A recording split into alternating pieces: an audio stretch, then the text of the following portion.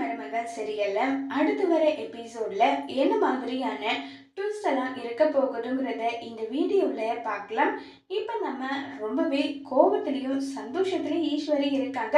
ஈஸ்வரி வந்து நின்று கொச கொசன்னு பேசிட்டு இருக்காங்க. அப்ப உடனே சித்ராங்க வராங்க.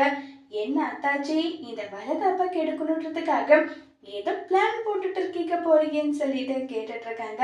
உடனே ஈஸ்வரி, என்னத்தே லந்து இழுத்துட்டு இருக்கீங்களா, என்னை பார்த்தா உங்களுக்கு எப்படி தெரியுதுன்னு சொல்லிட்டு கோவப்பட்டு பேசுறாங்க. என்ன ஆத்தாச்சி கோச்சிக்கிட்டீங்க, நான் வந்து என்ன பேசிட்டு இருக்கேன் அதை பத்தி யோசிக்காம நீங்க பாட்டுக்கு இப்படி இருக்கீங்கன்னு சொல்லிட்டு எல்லாம் பேசிக்கிட்டு இருக்காங்க. உடனே ஈஸ்வரி, ஆமா எப்ப பாரு உன் முந்தானையே புடிச்சிட்டு திரிவாளே தாமரை, அவ எங்க போயிட்டான்னு சொல்லி கேக்குறாங்க. தாமரை முன்ன மாதிரி எல்லாம் கிடையாது, அவ ரொம்ப பிஸின்றாங்க. என்னது ரொம்ப பிஸியா, எப்ப பாரு காதுல போனை வச்சுட்டே உட்கார்ந்துட்டு இருக்கா, பார்த்து ஆத்தாச்சுன்றாங்க. மதுரி, என்ன பேசிட்டு இருக்கீங்க, என் பொண்ணை பத்தி எனக்கு நல்லா தெரியும், நீங்க என்ன என் பொண்ணை பத்தி இப்படி எல்லாம் பேசிட்டு இருக்கீங்க, பார்த்து பேசுக மதுரின்னு சொல்லிட்டு கோபப்படுறாங்க. ஆமா ஆமான்னு சொல்லிட்டு பேசிட்டு இருக்கும் போதே ராஜாங்கமும் பாட்டியும் வீட்டுல இருக்க எல்லாருமே வராங்க.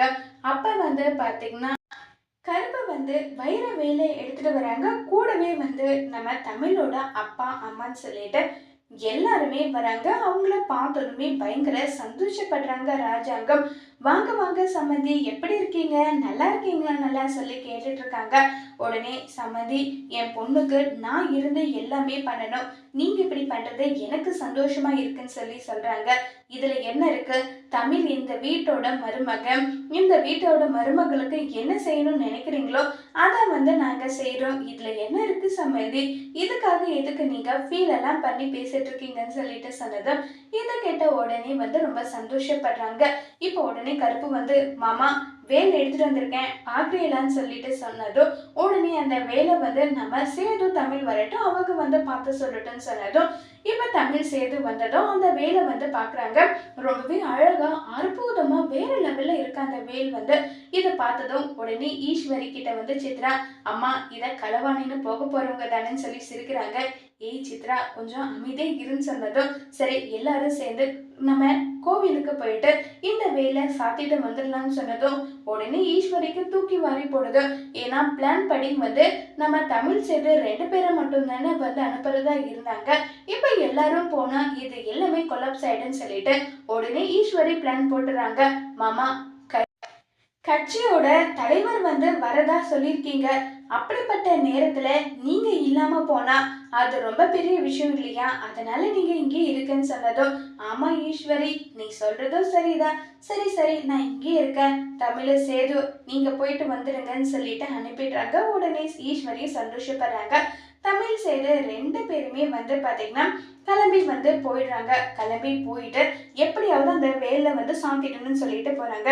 இப்ப ஈஸ்வரி வந்து அவங்க அடியாட்கள் கிட்ட போனை பண்ணி, நான் வந்து சொன்னபடி அது பல லட்சம் மதிப்புள்ள அது வந்து வைர வேலை, அந்த வேலை கிட்டத்தட்ட 56 லட்சத்துக்கு மேலேயே போகுமாமான்றாங்க. என்னம்மா நீங்க வந்து சொன்னதுக்காக உங்களுக்கு கமிஷன் வேணுமா, சச்ச பணம்லாம் வேண்டாம், அதை வச்சு நான் என்ன பண்ண போறேன், எனக்கு தேவை அந்த தமிழோட உசுறு, அந்த உசுறு தான் எனக்கு வேணுன்றாங்க. நீங்க சொன்னது சரிதான், வட மாநில பசங்க தான் அங்க வந்திருக்கவங்க, எல்லாம் ரத்த வெறி பிடிச்சவங்க.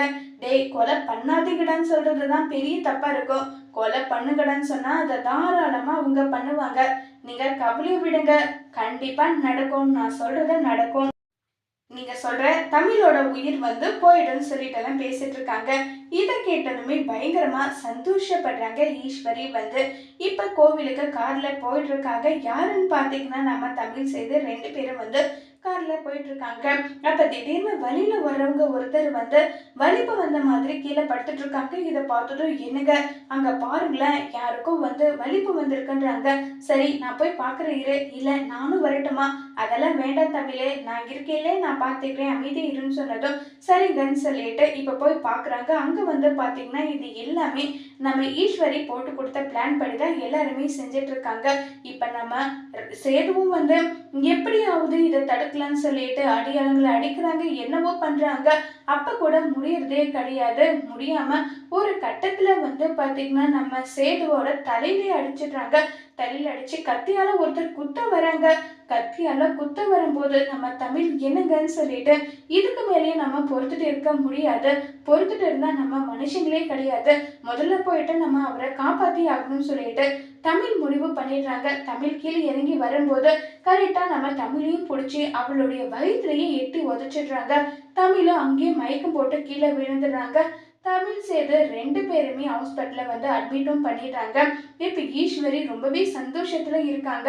இன்னொரு பக்கம் போலீஸ் வராங்க. போலீஸ் வந்ததுமே, ஐயா, உங்களுடைய குடும்பத்துல இப்படி ஒரு இன்சிடென்ட் நடந்திருக்கு, உங்களுக்கு யார் மேலேயாவது சந்தேகம் இருக்கா சொல்லுங்கன்னு சொன்னதும், அம்மாம்மா எனக்கு பயமா இருக்குமா, இப்ப யாராவது உங்க பேரை இது சொல்லிட போறாங்க, இதை எப்படி யார் பக்கம் திசையா திருப்பி விடுறேன்னு மட்டும் நீ பாருன்னு சொல்லிட்டு இப்ப நேரா போறாங்க. நேரா போயிட்டு, மாமா எனக்கு ரொம்பவே வருத்தமாகவும் சந்தேகமாகவும் இருக்குமாமா, எனக்கு அந்த வேலை வந்து களவாணிட்டு போற பசங்க தான் இதை பண்ணியிருப்பாங்களோன்னு எனக்கு தோணுதுன்னு சொல்றாங்க. மோகனாவும், ஆமாங்க எனக்கும் அப்படிதான் தோணுது, அவங்க தான் இந்த வேலையை பண்ணியிருப்பாங்கன்னு சொன்னதும், அவங்க மேலதான் சந்தேகம், எங்களுக்குன்னு எதிரின்னு யாரெல்லாம் கிடையாது, கண்டிப்பா அவங்க இந்த மாதிரி எல்லாம் பண்ணியிருக்க மாட்டாங்கன்னு சொல்லிட்டு எல்லாம் சொல்றாங்க.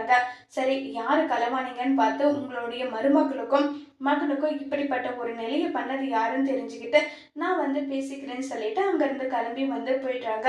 இப்ப டாக்டர்ஸ் நர்ஸ்ன்னு சொல்லிட்டு உள்ள வெளியே போயிட்டு வந்துட்டே இருக்காங்க. வெளியே உள்ளன்னு போயிட்டு வந்துட்டு இருக்க நேரத்துல கரெக்டா வந்து இப்ப நம்ம சேதுவோட உயிருக்கு எந்த ஆபத்தும் கிடையாது. அதே மாதிரி சேதுவுக்கு வந்து அன்கான்சியஸ் வந்து ஆயிட்டாரு. அவருக்கு பழசு எதுவுமே வந்து ஞாபகத்துல இல்ல. அவர் கண் முழிச்சு எழுந்து வந்தாதான் அவருக்கு எந்தெந்த விஷயம் ஞாபகம் இருக்கு, எந்தெந்த விஷயம் ஞாபகம் இல்லைன்ற விஷயமே தெரிய போகுதுன்னு நல்லா சொல்லிட்டு இருக்காங்க. இதை கேட்டதுமே வந்து என்ன பதில் பேசுறதுன்னே தெரியாம எல்லாருமே ஃபீல் பண்ணிட்டு இருக்காங்க. இப்ப தமிழோட உயிருக்கு எந்த ஆபத்து இல்ல, குழந்தையும் நல்லா இருக்கான்னு எல்லாருமே சொல்லிடுறாங்க. இப்ப சேதுவை வந்து கண்முழிக்கணும்னு சொல்லிட்டு எல்லாருமே ஈகரா வெயிட் பண்ணிட்டு இருக்காங்க. தமிழ் பக்கத்துலயே நின்றுட்டு இருக்காங்க. சேதுவும் கண்முழிச்சு பாக்குறாங்க. கண்முழிச்சு பார்த்தா யார் இது, ஏன் பக்கத்துல இவங்க என்ன நின்றுட்டு இருக்காங்கன்னு சொல்லிட்டு தமிழை பார்த்து கேள்வி கேட்டதும் உடனே தமிழுக்கு தூக்கி வாரி போட்டுடுது. உடனே டாக்டர் வந்து இங்க வாங்க எல்லாரும் சொல்லிட்டு கூப்பிடுறாங்க. இப்ப எல்லாரும் போறாங்க. சேதுவுக்கு கல்யாணம் ஆன விஷயமே இப்போ ஞாபகத்துல இல்ல. ஒருவேளை நீங்க அந்த விஷயத்தை அவருக்கு ஃபோர்ஸ் பண்ணி தெரிய வைக்கணும்னு நினைச்சீங்கன்னா கண்டிப்பா வந்து அவரோட உயிருக்கே ஆபத்தா வர வாய்ப்பு இருக்கு. அதனால இப்போதைக்கு இந்த விஷயத்த வந்து கொஞ்சம் தள்ளி போடுங்க. அவருக்கு எப்பனாலும் என்ன மெமரினாலும் வரலாம். இப்ப வரலாம், ஒரு மாசம் கழிச்சு வரலாம், ஏன் ஒரு வருஷம் கழிச்சு கூட வரலாம்னு சொல்லிட்டு எல்லாம் சொல்றாங்க.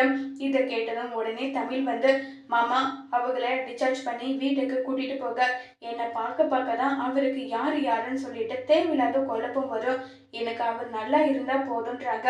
அத்தா தமிழ், உன்னை வந்து என்ன சொல்றதுன்னு எனக்கு தெரியலம்மா, மனசுக்குள்ள அவ்வளோ கஷ்டமா இருக்கு. என்னுடைய பையனோட மனசுக்கு ஏத்த மாதிரி நீங்க 2 பேரும் சந்தோஷமா இருப்பீங்கன்னு நினைச்சா இப்படி ஆயிடுச்சேன்னு சொல்லிட்டு ராஜாங்கம் ஒரு பக்கம் புலம்பிட்டு இருக்காங்க. இப்போதைக்கு நம்ம சேதுவோட உயிரை தான் ராஜாங்கம் பார்க்க முடியும். என்ன நடக்கோ அதுதான் நடக்கும். நம்ம கூட்டிட்டு போறதுக்கான வேலை என்னவோ அதை நம்ம பார்க்கலாம்னு சொல்லிட்டு எல்லாருமே ஆளுக்கு ஒரு பக்கம் வருத்தத்துல இருக்காங்க. ஈஸ்வரி கிட்ட வந்து, சித்ரா அம்மா இந்த தமிழோட உயிர் போகும்னு நினைச்சா என்னம்மா இப்படி ஆயிடுச்சுன்னு சொல்றாங்க. இதுவும் நல்லதுக்கு தாண்டி, என்னம்மா சொல்ற, எப்படி நல்லதா இருக்குன்றாங்க. ஆமாண்டி, இந்தவும் நல்லதுக்கு தான். இப்ப சேதுக்கா எந்த ஒரு விஷயமும் ஞாபகம் இல்லை. அந்த செல்லப்பாண்டியனோட மகளோட ஞாபகமும் கொஞ்சம் கூட இல்லாம இருக்கு. இதை வச்சே நான் எப்படி காய் நகர்த்துறேன்னு மட்டும் பாரு, உன் அம்மா எப்படி பண்ண போறேன்னு மட்டும் பாருன்னு சொல்லிட்டு இருக்காங்க. இதை கேட்டதும், அம்மா நீ என்னம்மா சொல்ற, இனி என்ன சொல்றேன்னு எனக்கு ஒண்ணுமே புரியல, நானு செய்யவில்லை, அப்ப பாரு அப்ப தெரியும் உனக்குன்னு சொல்லிட்டு எல்லாம் இருக்காங்க. ஏதாவது ஒரு இன்ட்டாவது குடும்பம்னு சொல்லி கேட்டுட்டு இருக்காங்க. இப்போதைக்கு வீட்டுல இருக்க யாருமே தமிழுக்கும் சேதுக்கும் கல்யாணம் நடந்த விஷயத்த சொல்லியிருக்கவே மாட்டாங்க. நம்ம ஐஸ்வர்யாவும் சேதியும் எப்படியாவது நெருங்கி பழக வச்சு அதனால ஐஸ்வர்யா வயிற்றுல குழந்தை உண்டாகி இந்த குடும்பத்தோட வாரிசா அவங்கள நியமிக்க வேண்டியதுதான். அப்புறம் செல்லப்பாண்டி மக திருவோட எடுத்துட்டு பிச்சை தான் எடுக்கணும்னு சொல்லிட்டு சொல்றாங்க. வாவ், இந்த ஐடியா சூப்பரா இருக்கே, வேற லெவல்ல இருக்குமா, இனி எப்படிமா இப்படி ஸ்பாட்ல வந்து இப்படி எல்லாம் நீ யோசனை பண்ற, என்னால இதை ஏத்துக்கவே முடியல. அந்த அளவுக்கு யோசனை பண்ணியிருக்கேம்மான்னு சொல்றாங்க. நான் யாரு? நான் வந்து ஈஸ்வரி ஆச்சுல்ல. ஈஸ்வரி இப்படிதான் பிளான் போடுவேன்னு சொல்லிட்டு ஈஸ்வரி ஒரு பக்கம் பயங்கர சந்தோஷத்துல வந்து இருக்காங்க. இப்ப நம்ம தமிழ் வந்து நான் என்னுடைய வீட்டுக்கே போகட்டுமான்னு சொல்லிட்டு கிளம்புறேன்னு சொல்றாங்க. உடனே பாட்டி வந்து வயிற்று புள்ளக்காரி, நீ எங்கடி போவ? நீ வந்து வீட்லயே இருன்றாங்க. அவர் கண்ணு முன்னாடி வந்தா யார் இந்த பொண்ணு, யார் இந்த பொண்ணுன்னு சொல்லிட்டு கேள்வி கேட்டுட்டே இருப்பாங்க. அதனால நான் போறதுதான் இப்போதைக்கு அவருக்கும் நல்லது, எல்லாருக்குமே நல்லதுன்னு சொல்லிட்டு தமிழ் வந்து சொல்றாங்க. உடனே ஈஸ்வரி வந்து அததான் அவ சொல்றல்ல, இப்போதைக்கு நமக்கு சேது வந்து அவனுடைய மூளை எந்த அளவுக்கு வந்து வேலை செய்யும் யாருக்குமே தெரியாது. எப்ப எதை யோசிப்பான், எதை வந்து அவன் மறப்பான்றது எதுவுமே தெரியாத போது, மாமா அவ சொல்ற மாதிரி நம்ம செய்யறதுதான் மாமா எல்லாத்துக்குமே நல்லதுன்னு சொல்லிட்டு எல்லாரும் மாறி மாறி சொன்னதும் வேற வழி இல்லாம இப்ப அதுக்கு ஒத்துக்கிறாங்க. சரிம்மா, நீ உன் வீட்டுக்கு போ, என்ன உதவி வேணும்னாலும் நீ தாராளமா என்கிட்ட கேளு, சரியான்னு சொல்றாங்க. சரி மாமா, உன்கிட்ட கேட்காம வேற யார்கிட்ட கேட்க போறேன், சரி மாமா நான் கிளம்புறேன்னு சொல்லிட்டு தமிழ் வந்து ஃபீல் பண்ணி அழுதுகிட்டே அங்க போறாங்க. அவளுக்கு கோலாகலமா வளகாப்பு பண்ணலாம்னு நினைச்சா, இப்படி இந்த புள்ள வெறுங்கையோட இப்படி போகுதே, நம்ம பையனுக்கு இப்படி ஒரு நிலைமை ஆயிடுச்சுன்னு சொல்லிட்டு ராஜாங்கம் ஒரு பக்கம் பயங்கரமா ஃபீல் பண்ணிட்டு உட்கார்ந்துட்டு இருக்காங்க. ராஜாங்கம் ஃபீல் பண்ணிட்டு இருக்க நேரத்துல பாட்டி வந்து சொல்றாங்க, ஏதோ தலைக்கு வந்தது தலைப்பாகையோட போச்சுன்னு சொல்லிட்டு ஒரு பழமொழி இருக்குல்ல ராசாங்கம், அந்த மாதிரிதான் சேதுக்கு எந்த ஒரு ஆபத்தும் இல்லாம பழைய நினைவு தானே போயிருக்கு. ஒரு நாள்லயோ 2 நாள்லயோ அவனை நல்லபடியா பார்த்துக்கிட்டான். அவனுக்கு எல்லா ஞாபகம் வந்ததும் அவன் குழந்தை குட்டி கூட சேர்ந்து சந்தோஷமா இருக்க போறான், அவ்வளவுதானே. இதுக்காகலாம் நீ ஏன் ஃபீல் பண்ணிட்டு இருக்க, விடுன்னு சொல்லிட்டெல்லாம் எவ்வளவு சமாதானப்படுத்தினாலுமே ராஜாங்கத்தால சமாதானமாவே ஆக முடியல. இன்னொரு பக்கம் வந்து பாத்தீங்கன்னா, இப்ப என்ன பண்றது, எனக்கு ஒண்ணுமே புரியல, கையும் ஓடல காலும் ஓடல, நாளைக்கு வளகாப்ப வச்சுக்கிட்டு இப்படி ஒரு விஷயம் நடந்துருச்சு, யாரு கண்ணு பட்டுச்சோ தெரியலாதான் நம்ம குடும்பம் இப்படி செதஞ்சிருச்சுன்னு சொல்லிட்டு ராஜாங்கம் ஃபீல் பண்ணிட்டு இருக்காங்க. எல்லாத்தையும் நல்லதுக்கு தான், கெட்டதுலேயே நல்லது நினைச்சு விடு ராஜாங்கன்னு சொல்லிட்டுலாம் எல்லாருமே சமாதானமா பேசிக்கிட்டு இருக்காங்க. இப்ப வந்து பாத்தீங்கன்னா நம்ம தமிழ் வந்து சேதுவவே நினைச்சு பயங்கரமா வந்து ரொம்பவே வருத்தமா ஃபீல் பண்ணிட்டு வந்து இருக்காங்க. பயங்கர ஃபீல் பண்ணிட்டு இருக்காங்க. அவரு பேசினது எல்லாம் இப்படி பேசினாருன்னு சொல்லிட்டுலாம் நினைச்சிட்டெல்லாம் ஃபீல் பண்ணிட்டு இருக்காங்க. அப்ப வந்து நம்ம சேதுவை வந்து போட்டோவை பார்த்து அழுதுட்டு இருக்கிறத வந்து தூரத்துல இருந்து பார்த்துடுறாங்க. வசந்தி வந்து பார்த்துட்டு, என்ன தமிழ் எதுக்காகடி பிள்ளை இப்படி அழுதுட்டு இருக்கன்றாங்க. இல்லம்மா, அவர் மேலே ஏகப்பட்ட கோபம் இருந்ததுதான், யாரையும் கேட்கக்கூடாத வார்த்தையை என்னை பார்த்து கேட்டாரு. ஆனா அதை நினைச்சு எவ்வளவு ஃபீல் பண்ணி என்கிட்ட காலில் விழாத குறைய கெஞ்சி கேட்டு அழுதாரு தெரியுமா. அவரை நான் மன்னிச்சு ஏத்துக்கணுன்ற நேரத்துல விதி எங்க 2 பேரையும் இப்படி பிரிச்சிருச்சேன்னு சொல்லிட்டு ஃபீல் பண்ணிட்டு இருக்காங்க. கவலைப்படாத புள்ள, எல்லாமே நல்லதுக்கு தான், நீ இதை நினைச்செல்லாம் ஃபீல் பண்ணிட்டு இருக்காத, கடவுள் கண்டிப்பா நமக்கு துணை இருப்பாரு. உன் வயிற்றுல வளர்ற குழந்தை கண்டிப்பா அவங்க தலையெழுத்த மாத்திடும். நீ இதுக்கெல்லாம் ஃபீல் பண்ணிட்டு இருக்காத, விடுன்றாங்க. என்னால அப்படி இருக்க முடியலமா, மனசுக்கு அவ்வளோ வருத்தமா இருக்கு. அவர் எப்படி இருக்காரு, என்ன பண்ணிட்டு இருக்காருன்னு என்னுடைய ஞாபகம் முழுக்க அவர் மேலதான் இருக்குன்னு நல்லா சொல்லி பேசிட்டு இருக்காங்க. கரெக்டா அந்த நேரம் பார்த்து ஈஸ்வரி வந்து நம்ம தமிழோட வீட்டுக்கு வராங்க. என்ன தமிழ ரொம்ப சந்தோஷமா இருக்க போல, மறுபடியும் பழைய வாழ்க்கைக்குள்ளேயே வந்துட்டு ஏன்னு சொல்லிட்டு கிண்டல் பண்ணிட்டு இருக்காங்க. இப்ப என் வாழ்க்கை இப்படி போயிடுச்சுன்னு சொல்லிட்டு ஃபீல் பண்ண வந்தீங்களா, இல்ல நானும் என் புருஷனும் பிரிஞ்சுடுங்கன்னு சொல்லிட்டு சந்தோஷப்பட வந்தீங்களா? பரவாயில்ல, புத்திசாலி பொண்ணுதான், கரெக்டா புரிஞ்சுக்கிட்ட பாரு. இனி எக்காரணத்தை கொண்டோ சேதுவும் நீயும் பேசவே மாட்டீங்க. இனி சேது உன் பக்கம் தலை வச்சு கூட படுக்க மாட்டான். இதை நாங்க நடத்தி காட்டுவோம், அதுக்குதான் சவால் விட வந்திருக்குன்னு சொல்லிட்டு இருக்காங்க. இப்ப வேணும்னா நானும் அவரும் பிரிஞ்சிருக்கலாம், கடைசி வரைக்கும் எங்களை பிரிச்சு வைக்க முடியாது. எனக்கு என்னவோ இந்த கொள்ளையர்கள் வந்தது கூட உங்களுடைய பிளானா இருக்குமோன்னு தான் எனக்கு சந்தேகமா இருக்குன்னு சொல்லிட்டு தமிழ் சொன்னதும் ஈஸ்வரியோட முகமே மாறுது. ஏய், என்னடி நினைச்சிட்டு நீ பாட்டுக்கு பேசிட்டு இருக்க, என்னை பார்த்தா எப்படி கொலைக்காரி மாதிரி தெரியுதா? கொலைக்காரியோட கேவலமான வெனி, தின்ன வீட்டுக்கே ரெண்டகம் பண்றவனின்னு சொல்லிட்டு ஈஸ்வரியை பேசிட்டு இருக்காங்க. இப்ப கூட ஒன்னும் கெட்டு போல, நேரா மாமா கிட்ட போயிட்டு இப்படியெல்லாம் என்ன பேசுறாங்க, இந்த மாதிரியெல்லாம் பழி சொல்றாங்கன்னு சொன்னா அடுத்த நிமிஷம் நீங்க தெருவுல தான் இருக்கணும்.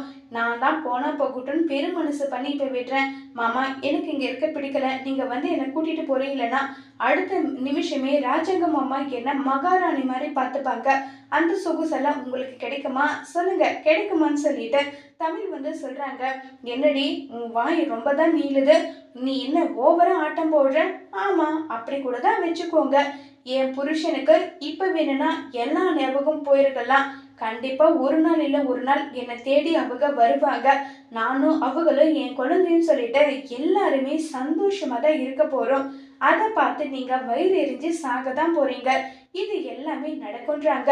அர்ப்பனுக்கு வாழ்வு வந்தா அர்த்தராத்திரியில கொடை பிடிப்பாங்களான்னு சொல்லிட்டு ஒரு பழமொழி இருக்குல்ல, அந்த கதையா இருக்குடி நீ சொல்றது இல்லைன்றாங்க. பார்க்கலாம் யார் சொல்றது நடக்குது, யார் சொல்றது நடக்காம போகுதுன்றத அப்ப பாத்துக்கலாம். இப்ப எதுக்காக சும்மா தேவையில்லாம வந்து என்கிட்ட நின்று நீங்க பேசிட்டு இருக்கீங்க. உங்ககிட்ட பேச கூட எனக்கு விருப்பம் இல்லை. தயவு செஞ்சு என் முகத்துல முழிக்காதீங்க. ஒழுங்கு மரியாதை இங்கிருந்து போயிடுங்கன்னு சொல்லிட்டு எல்லாம் பேசிக்கிட்டு இருக்காங்க. என்னடி வாய் நீளுதுன்னு சொல்லிட்டு ஈஸ்வரி அடிக்க வராங்க. உடனே நம்ம தமிழ் கையை பிடிச்சி நிறுத்திட்டு, இங்க பாருங்க, இத்தனை நாளா நீங்க என்ன பேசினாலும் அடங்கி போறதுக்கு பழைய தமிழ் கிடையாது. நீங்க அடினா அடி, உதனா உத, எல்லாத்துக்குமே திரும்பி கொடுக்குற புது தமிழா இருக்க. உங்க மரியாதையை நீங்களா கெடுத்துக்காதீங்க. வயசுக்கு மரியாதை கொடுத்துட்டு அமைதியா இருக்கேன், இல்லைன்னா என்ன பண்ணுவேன்னு எனக்கே தெரியாதுன்னு சொல்லிட்டு கோபமா பேசிட்டு தமிழ் வந்து கையை கீழே விடுறாங்க. பாத்துக்கிறேன்டி பாத்துக்கிறேன், உனக்கு எப்படிப்பட்ட பாடம் புகட்டேன்னு பாத்துக்கிறேன். என் வாழ்க்கையை எனக்கு கொடுங்கன்னு சொல்லிட்டு நீயாவே காலில் வந்து விழுவ, அது நடக்குதா இல்லையான்னு பாருன்னு சொல்லிட்டு ஈஸ்வரி கோபமா அங்கிருந்து கிளம்பி போறாங்க. ஈஸ்வரி நினைச்சபடியே வந்து இப்ப நம்ம சேதுவின் தமிழையும் பிரிக்கிறதுக்கான எல்லா ஏற்பாடும் பண்ணிட்டாங்க. சேதுவுக்கு பழைய ஞாபகம் எல்லாம் வந்து தமிழை தேடி வருவாங்களா, இல்ல நம்ம தமிழ் கடைசி வரைக்கும் இப்படியே தான் வாழ போறாங்களா? சேதுவுக்கு பழைய ஞாபகம் வர தமிழ் என்ன முயற்சி பண்ணுவாங்க, அதை ஈஸ்வரி எப்படி தடுத்து நிறுத்த போறாங்கிறத வரப்போற எபிசோட்ல வெயிட் பண்ணி பார்க்கலாம். தேங்க்யூ.